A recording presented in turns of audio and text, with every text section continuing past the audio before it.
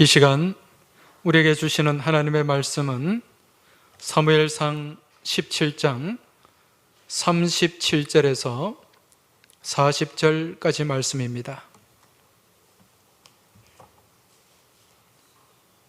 말씀을 받들어 읽겠습니다.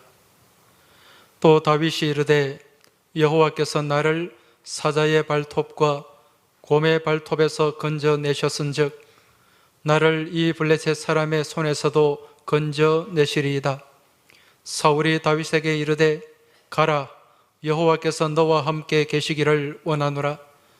이에 사울이 자기 군복을 다윗에게 입히고 노투구를 그의 머리에 씌우고 또 그에게 갑옷을 입히매 다윗이 칼을 군복 위에 차고는 익숙하지 못하므로 시험적으로 걸어보다가 사울에게 말하되 익숙하지 못하니 이것을 입고 가지 못하겠나이다 하고 곧 벗고 손에 막대기를 가지고 시내에서 매끄러운 돌 5을 골라서 자기 목자의 제구 곧 주머니에 넣고 손에 물매를 가지고 블레셋 사람에게로 나아가니라.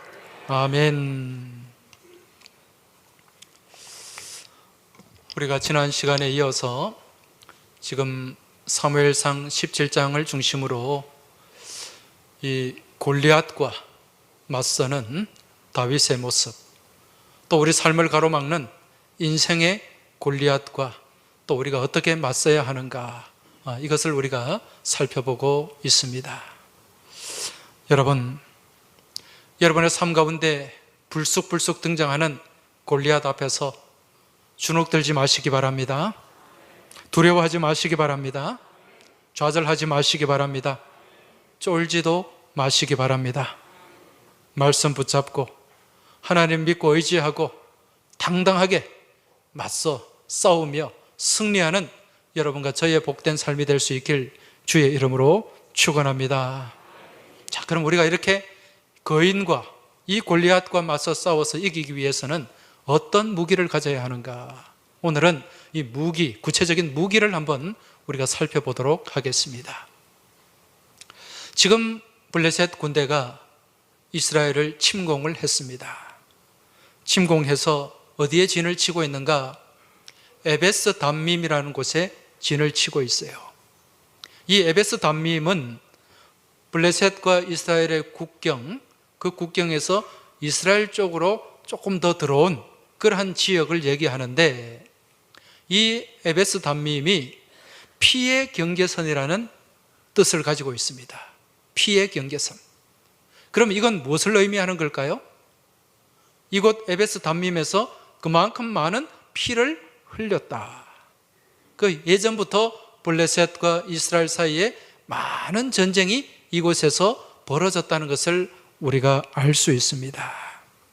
지금 이곳에 이제 이스라엘 군대와 블레셋 군대가 서로 진을 치고 있는데, 여러분, 블레셋 군대에는 지금 이 군대를 이끄는 장수가 누구입니까? 골리앗이죠. 그 키가 2m 90이 넘는 엄청난 체격의 소유자입니다. 지난 주일에 세계에서 가장 키가 큰 사람, 한 2m 70 되는 사람의 키를 보셨죠? 거기 한 180 정도 되는 사람이 서 있을 때 마치 그냥 난장이가 서 있는 것 같은 그런 느낌을 받았습니다. 이런 이 골리앗이 2m 90이 넘는 이 골리앗이 아침마다 저녁마다 나와서 전쟁을 부추겨요. 싸움을 부추기고 있습니다. 그게 무려 며칠이나 계속되었는가? 40일 동안 계속되었다, 그렇게 말씀을 하고 있습니다. 여러분, 골리앗이 나와서 이렇게 싸움을 계속 부추기는데, 여기에 이스라엘 군사들 중에 맞설 사람이 없었습니다. 나름 지금 이스라엘은요, 사울이 왕이 되고 난 뒤에 이 군사력도 갖추고 조직력도 갖추었어요. 그래서 지금 블레셋과 한번 해볼만 한데도 누구도 이 골리앗과의 싸움에 나서는 사람이 없었다는 것입니다. 그래서 모두가 이 골리앗 앞에 두려워하고 떨고 있었다, 그렇게 말씀하고 있습니다. 이러한 때에, 이 전쟁터에 소년 하나가 등장합니다. 여러분, 그 소년이 누구입니까? 바로 다윗이죠. 다윗이 이 전쟁터에 왜 왔을까요? 무엇하러? 심부름을 왔어요. 심부름을. 그 아버지 이새가 이제 이 블레셋과 싸우는 이 전쟁에 아들 셋이 이 참전을 하게 됩니다. 그래서 이 아버지 이새가 이 형들 위문을 좀 다녀오라고 그렇게 다윗을 보냈던 거예요. 성경에 보면 그 이새의 첫째 아들이 엘리압 아닙니까? 그리고 아비나답, 삼마, 이 세 아들이 전쟁터에 나가 있으니까 아버지가 얼마나 걱정이 되고 얼마나 신경이 쓰였겠어요. 그래서 이 막내 아들을 이제 불러서 네가 형들 나가 있는 전쟁터에 가서 상황을 좀 살펴보고 오너라. 그러면서 볶은 곡식, 뭐 우리로 치면은 볶은 콩이나 또 뭐 미숫가루를 만들어서 뭐 그렇게 줬을 수도 있겠죠. 전쟁터에서 쉽게 먹을 수 있는 볶은 곡식과 떡을 한 10덩이 정도 싸가지고 형들에게 좀 전해주거라. 그래서 다윗이 심부름차 이 전쟁터에 오게 됩니다. 여기서 형을 만나게 되죠. 이제 전쟁터에 왔다가 큰형 엘리압을 만나게 되는데 이 동생이 먹을 것을 싸가지고 위문을 오니까 형들이 반가워가지고 아이고 그래 우리 막내 왔나? 그래 참 반갑다. 위험한데 네가 어떻게 여기까지 왔노? 그러면서 이 다윗을 따뜻하게 그렇게 맞아 주었습니까? 아니에요. 이 형이 다윗을 보자마자 막 화를 내면서 소리를 지르고 이 아주 간사한 놈이 양은 돌보지도 않고 너 여기 왜 왔어? 너 여기 지금 전쟁 구경하러 왔지? 이 나쁜 놈. 그렇게 얘기를 했단 말입니다. 여러분, 이 사실을 통해서 이 다윗이 지금 이 집안에서 형들로부터 가족들로부터 어떤 대우를 받고 지냈는가, 이걸 우리가 잘 짐작을 할 수가 있습니다. 자, 이러한 때에 지금 다윗이 이 전쟁터에 나와서 이제 그 전쟁의 상황을 쭉 보게 됩니다. 보니까 여기저기 이 골리앗이 무서워가지고 군사들이 탈영을 해요. 도망을 칩니다. 그 도망친 군사에게 이 다윗이 얘기 하나를 듣게 됩니다. 무슨 얘기를 들었는가? 지금 골리앗이 아침 저녁으로 나와서 위협을 하고 싸우고자 하는데 아무도 나가지 못하니까 이 지금 사울 왕이, 이 지도자가 이 군사들에게 한 가지 제안을 했어요. 무슨 제안을 합니까? 누구든지 이 이스라엘 군사들 중에 저 골리앗과 가서 맞서 싸워서 이기는 자에게는 내가 많은 재물을 상으로 주겠다. 재물뿐만 아니라 지금 사울에게 딸이 있는데 그 딸과 결혼을 시켜서 나의 사위로 삼겠다. 그리고 그 집안의 세금을 다 면제시켜 주겠다. 여러분, 괜찮은 제안 아닙니까? 지금 사울 왕이 이런 상을 제시를 했어요. 여러분, 이 이스라엘 군인들 가운데 이 젊고 혈기 있고 용기 있는 그런 남자라면 한번 도전해보고 싶은 그런 제안이라고 할 수가 있습니다. 아니, 왕의 사위가 될 수 있는데, 많은 재물도 상으로 받게 되는데, 이건 뭡니까? 님도 보고 뽕도 따고 님도 보고 도랑치고 가재 잡고 마당 쓸고 돈도 줍는 것 아닙니까? 이런 파격적인 제안을 했음에도 불구하고 아무도 나서는 사람이 없었어요. 왜 그랬을까요? 이 거인 골리앗과 싸우는 이 싸움, 이미 해보나 마나 이미 결판난 싸움이었기 때문에 괜히 싸우러 나갔다가 그냥 개죽음하기 싫다는 거예요. 그런데 이러한 사울 왕의 제안에 도전한 사람이 있었습니다. 그가 누구입니까? 다윗이 도전을 했어요. 다윗이 자기가 싸우겠다고, 자기가 나가겠다고 사울 왕을 찾아왔습니다. 여러분, 이 당시에 다윗이 한 15, 16 정도 그 정도, 지금 우리로 치면은 중3, 고1 그 정도밖에 되지 않아요. 고등학생입니다. 이 다윗이 지금 이 거인 골리앗과 싸우겠다고 이렇게 나서게 된 이유가 뭘까요? 무엇 때문에? 사울왕이 제시한 이 상이 탐이 나서? 왕의 사위가 되고 싶어서? 많은 재물을 갖고 싶어서? 여러분, 여기에 1도 다윗은 관심이 없습니다. 무엇 때문에 나갔을까요? 다윗에게 의분이 생겼어요. 의분이. 왜? 저 이방인 골리앗이 지금 다윗이 믿고 의지하고 따르는 이 여호와 하나님, 이 하나님을 멸시하고 무시하고 조롱하고 있단 말입니다. 여기에 분노를 느낀 거예요. 그래서 사무엘상 17장 26절에 보면 하반절에 이 할례 받지 않은 블레셋 사람이 누구이기에 살아계시는 하나님의 군대를 모욕하겠느냐, 이 마음을 가졌다는 거예요. 아니, 지가 뭔데? 내가 믿고 의지하고 따라가는 내 하나님을 이렇게 모욕하느냐, 이렇게 무시하느냐, 그게 의분이 생긴 것입니다. 그래서 사울을 찾아가서 제가 나가겠습니다, 제가 싸우겠습니다, 이제 그런 얘기를 하게 되는 거죠. 다윗이 사울 왕 앞에 가봤더니 이 왕이 아니에요. 지금 속된 말로 쫄아가지고 두려움 가운데 사로잡혀가지고. 그런데 이 소년 다윗이 사울 왕에게 뭐라고 얘기합니까? 17장 32절에 보면 다윗이 사울에게 말하되 그로 말미암아 사람이 낙담하지 말 것이라 주의 종이 가서 저 블레셋 사람과 싸우리이다, 이렇게 얘기를 합니다.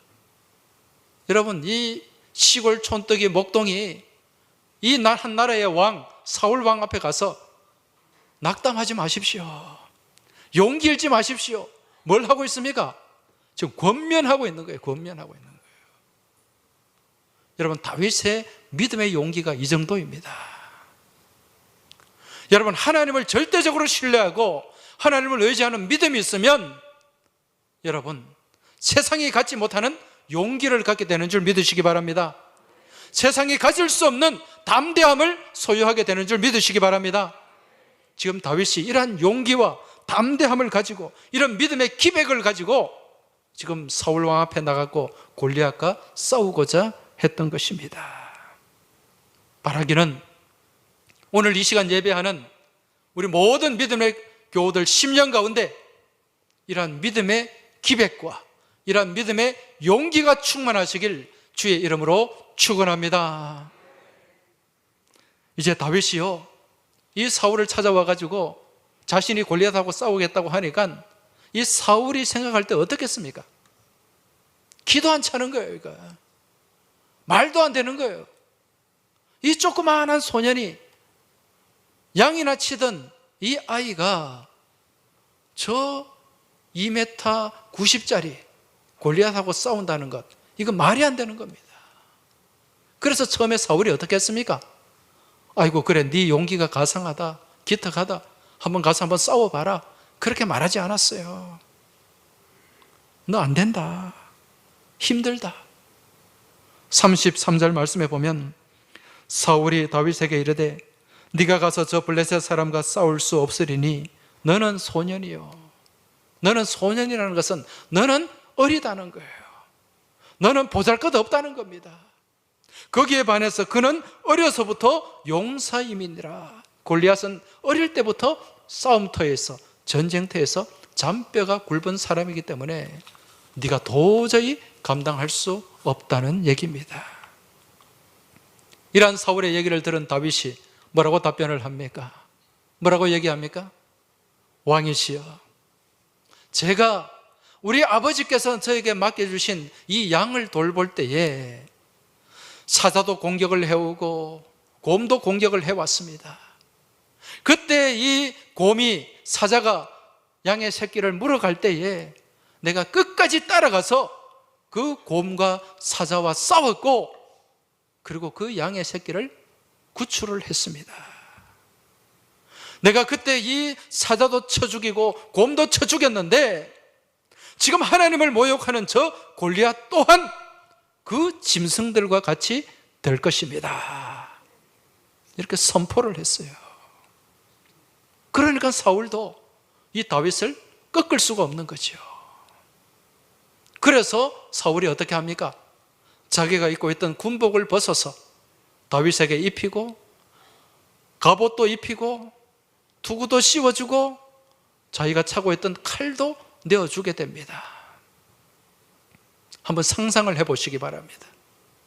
여러분, 이 사울은 키가 다른 사람 어깨 위가 될 정도로 키가 큰 사람이었어요. 그렇죠?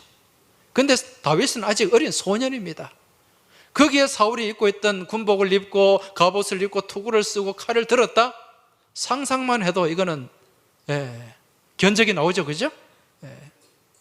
너무 어중간하고 볼품없고 그런 모습이었을 것입니다. 다윗이 왕이 시킨 대로 해봤는데 몸에 맞아요? 안 맞아요? 안 맞아요. 그래서 이거 다 벗어버렸습니다. 여러분, 이 투구를 아무나 쓸 수 있습니까? 이 갑옷을 아무나 입을 수 있습니까? 이 칼을 아무나 들 수 있습니까? 아무리 좋은 무기일지라도 다윗에게는 맞다 안 맞다? 안 맞다. 그래서 이거 다 벗어버리고 어디로 갔습니까? 시냇가로 갑니다. 시냇가로 가서 그 시냇가에 있는 돌들 중에, 여러분, 돌들 중에 아주 매끄러운 짱돌, 그걸 몇 개를 주웠습니까? 5개를 주웠어요. 그리고 이제 자기 주머니에 넣고 이 물맷돌을 가지고 골리앗과 싸우려고 나아갔던 것입니다.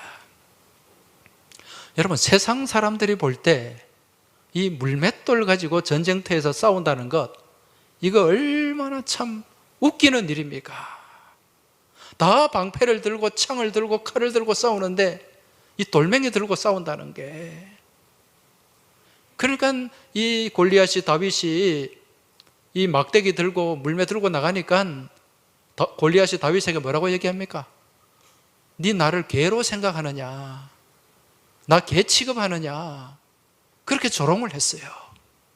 그 개 이렇게 쫓고 하는 그 막대기, 그런 거 들고 왔다는 얘기죠. 근데 여러분, 다윗이 언제 칼을 써봤었겠습니까? 언제 갑옷을 입고 싸움을 해봤겠습니까? 이거 아무 소용없는 거예요. 다윗이 목동을 하면서 가장 잘 쓸 수 있었던 것, 그것은 막대기와 물매였습니다. 근데 우리가 생각할 때 이 물맷돌로 저 2m 90이 넘는 골리앗이 쓰러질까 생각하는데요, 여러분, 생각 외에 위력이 있습니다. 이 물매가. 여러분, 프로야구 선수들 공을 던지지 않습니까? 투수들이 공을 던질 때 빠른 투수의 이 속력이 얼마 정도 나옵니까? 보통 프로에서 통하려면 한 140 넘어야 돼요. 그죠? 145 전후가 돼야 되고, 뭐 우리나라에서 또 빠른 볼을 던지는 투수는 한 150에서 155 그 정도를 던집니다. 이 시속 150km가 넘는 공이 샥 들어오면은요, 이게 0.3초 만에 들어와요. 눈 깜짝하는 사이에 공이 들어와 있어요. 이걸 쳐내는 타자들이 얼마나 대단한지 모릅니다.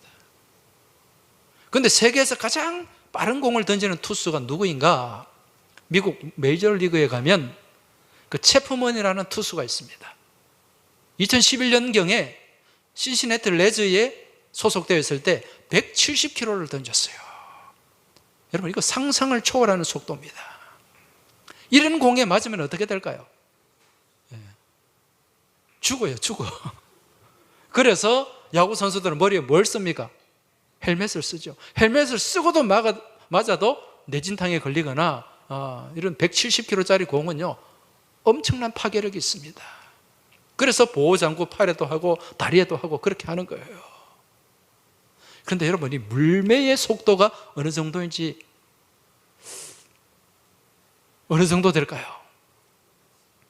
실제로 이걸 과학적으로 검증을 했는데, 물매에 익숙한 사람이, 여러분, 물매가 이게 이런 가죽에다가 양쪽에 줄을 달아가지고 거기에 중간에 돌을 싸가지고 휙 힘차게 돌려가지고 딱 적절한 타이밍에 탁 돌을 놓잖아요.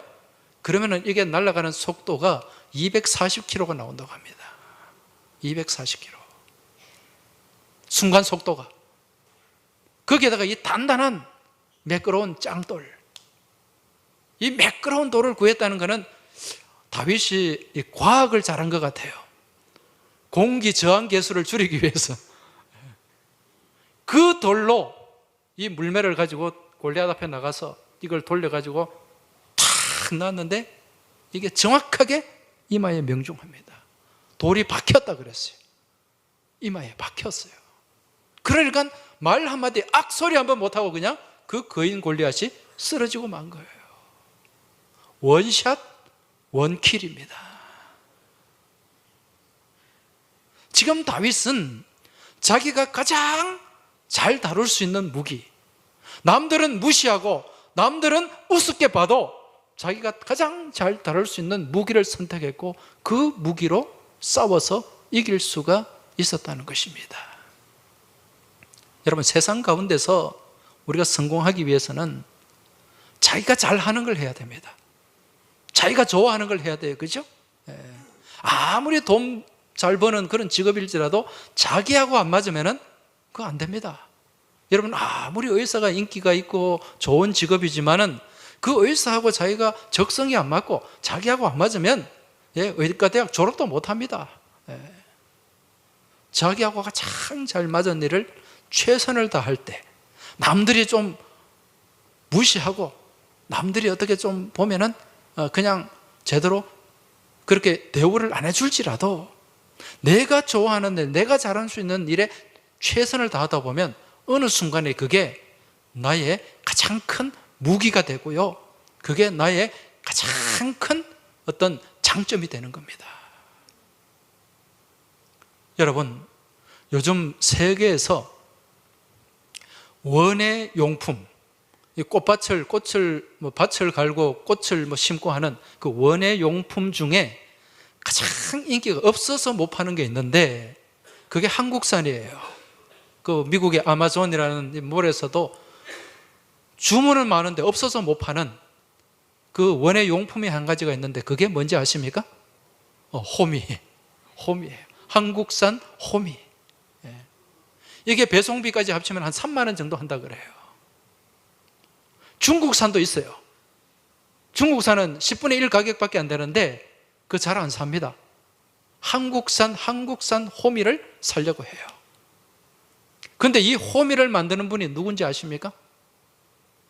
저기 경북 영주에 가면 그 대장간이 있어요. 이 대장간을 그건 한 50년가량 운영해 오신 분이 있습니다. 56년인가 하여튼 그래 오래 했어요.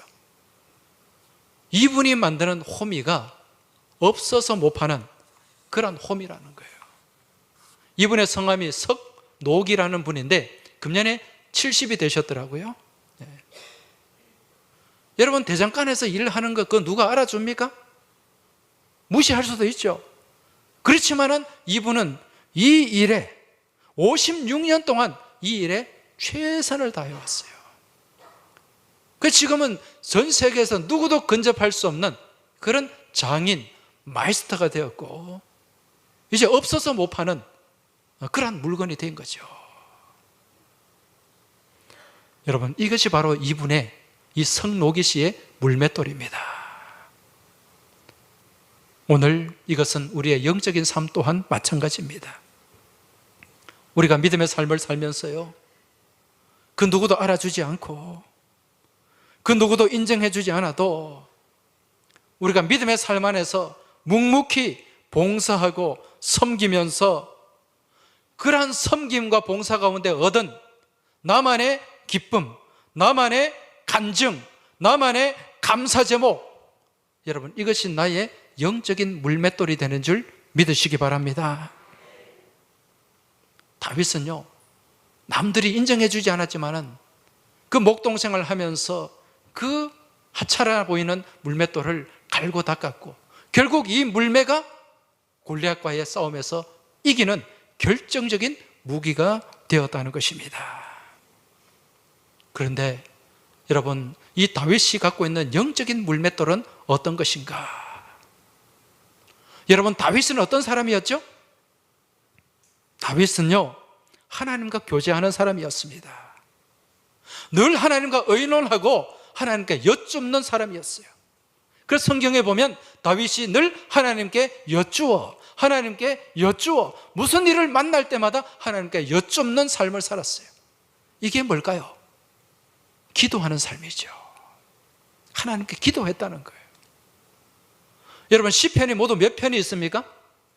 150편의 말씀이 있는데 이 중에 절반을 누가 기록했습니까? 다윗이 기록했어요. 다윗이 한 75편 이상을 기록했는데 그 중에 가장 많은 다윗의 시편은 어떤 시편입니까? 하나님 앞에 기도하는 기도의 시편이에요. 그만큼 다윗은 하나님 앞에 기도하는 사람이었습니다. 하나님과 교제하는 기도의 사람이요, 영적인 사람이었다는 거죠. 그러니까 영적인 면에서 볼 때 다윗에게 영적인 물맷돌은 바로 이 기도였다는 것입니다. 여러분, 하나님의 자녀에게는 이러한 물맷돌이 있어야 됩니다. 기도의 물맷돌이 있어야 됩니다. 여러분, 기도가 무엇이라고 생각하십니까? 약한 사람이 하는 게 기도입니까? 부족한 사람이 하는 게 기도입니까? 아닙니다. 기도는 강한 사람이라야 할 수 있는 거예요. 왜 그렇습니까? 하나님과 우리와의 만남을 마귀는 수시로 방해하고 무너뜨리기 때문에 영적으로 강하게 세워지지 않으면 기도를 할 수가 없어요. 영적으로 강하게 세워진 사람의 강력한 무기가 바로 기도인 줄 믿으시기 바랍니다. 마귀는 어떻게든 우리를 좌절하게 만들고 주저앉게 만들고 용기를 잃고 절망하게 만듭니다. 그러나 이러한 어려움과 고난과 환난과 문제의 골리앗 앞에서 우리가 맞서고 승리할 수 있는 영적인 무기는 무엇인가? 그게 바로 무엇이라고요? 기도의 물맷돌인 줄 믿으시기 바랍니다. 여러분, 기도의 물맷돌을 붙잡으시기 바랍니다. 기도하는 백성은요, 망하지 않습니다. 기도하는 인생은 무너지지 않습니다. 기도하는 가정은 망하지 않는다는 거예요. 기도하는 나라와 민족은 무너지지 않고 망하지 않게 되는 줄 믿으시기 바랍니다. 우리 한국, 대한민국이 무엇으로 일어선 나라입니까? 한국 교회가 무엇으로 일어섰습니까? 기도로 일어선 나라예요. 1907년 평양 대부흥이 일어났을 때 여러분, 평양 장대연교회에서 무엇으로 이 기도의 이 부흥의 불이 붙기 시작했습니까? 기도를 통해서, 새벽 기도를 통해서, 회개의 기도를 통해서 불이 붙기 시작했고, 그러한 기도의 불이, 부흥의 불빛이 온 전국에 퍼져나갔습니다. 70년대, 80년대 우리나라가 급성장할 때 한국 교회가 급성장을 했습니다. 여러분, 그렇게 교회에 급성장하게 된 동력이 무엇이었습니까? 기도였습니다. 기도원마다 자리가 차고 넘쳤어요.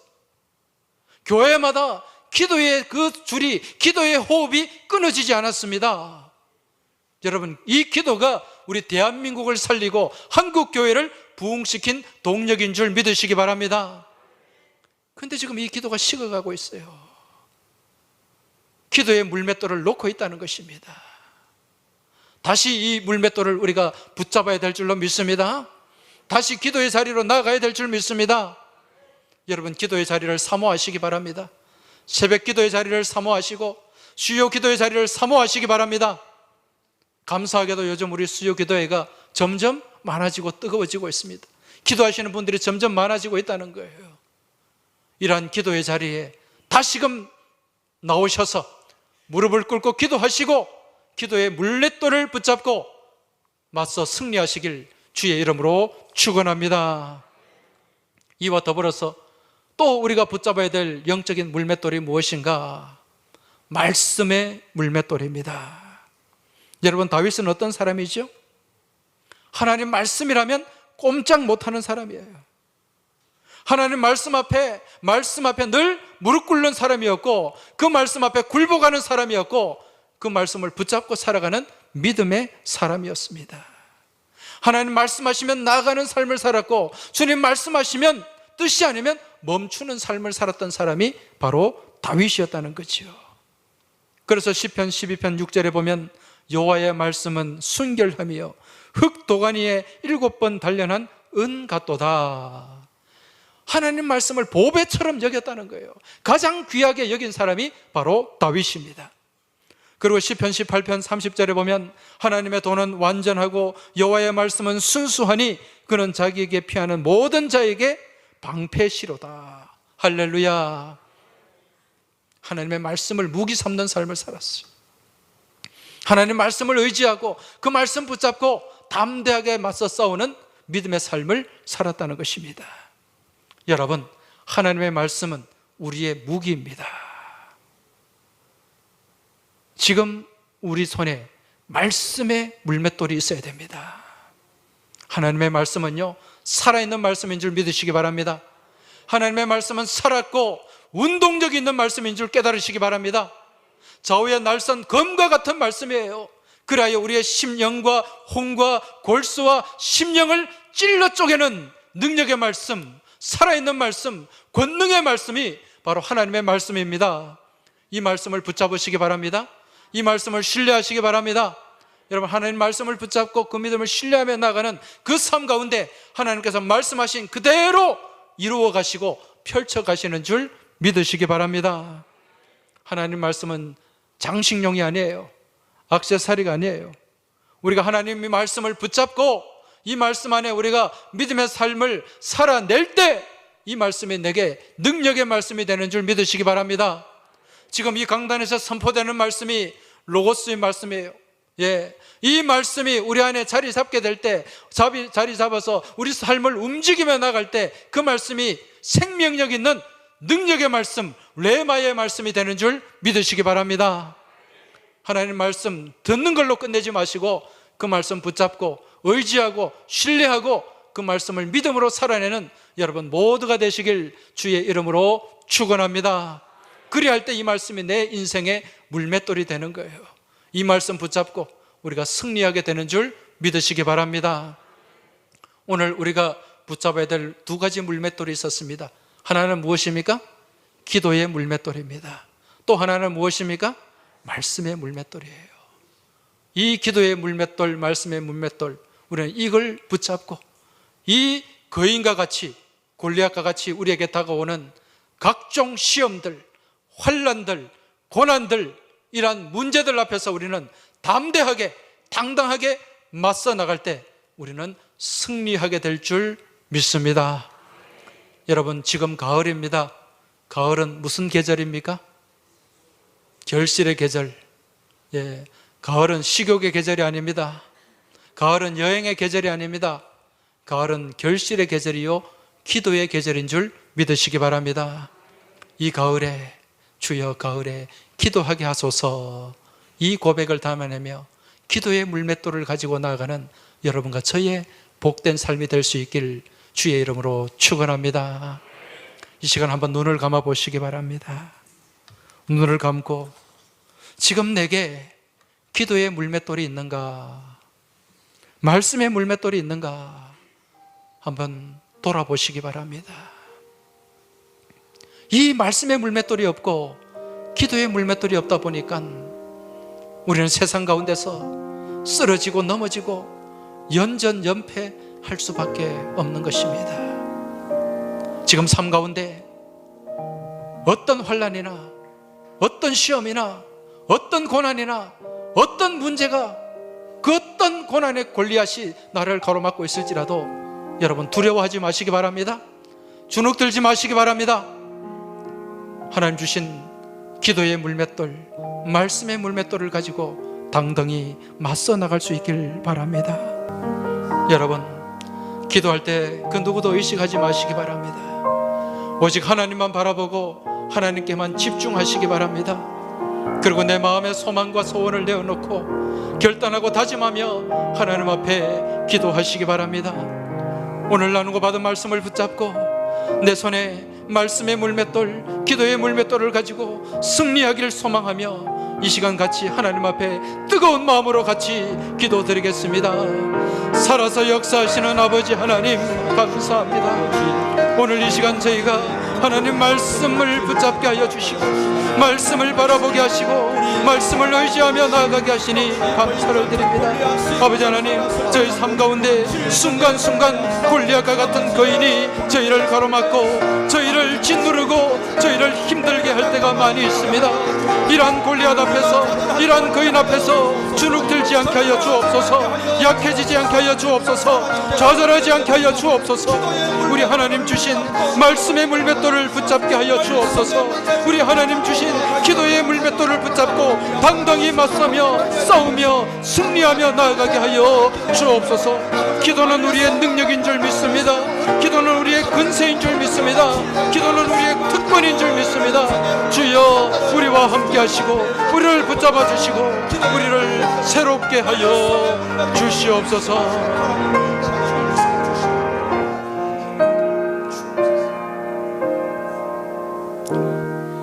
하나님 아버지, 오늘 이 시간 저희들이 하나님 말씀을 붙잡게 하시니 감사합니다. 말씀을 의지하게 하시니 감사합니다. 말씀의 물맷돌을 들고 나아가게 하시니 감사합니다. 아버지 하나님, 순간순간 저희들의 삶 가운데 환난과 고난과 시험과 각종 문제들이 저희의 삶을 짓누르는, 저희의 삶을 가로막는 골리앗과 같은 거인으로 다가올 때가 많이 있습니다. 이러한 골리앗 앞에서, 이러한 거인 앞에서 주눅들지 않게 하여 주옵소서. 두려워하지 않게 하여 주옵소서. 좌절하지 않게 하여 주옵소서. 주저앉지 않게 하여 주시옵소서. 말씀의 물맷돌을 붙잡게 하여 주옵소서. 기도의 물맷돌을 붙잡게 하여 주옵소서. 말씀은 우리의 능력이고 기도는 우리의 권세인 줄 믿고 나아가게 하여 주시옵소서. 믿음 가지고 아버지 하나님, 세상 가운데 나아가서 주눅들지 않고 쓰러지지 않고 당당하게 맞서며 승리하는 저희 모두가 될 수 있도록 은혜 베풀어 주시고 능력으로 함께하여 주시옵소서. 이 모든 간구 살아계신 우리 주님 예수 그리스도 이름으로 기도하옵나이다. 아멘.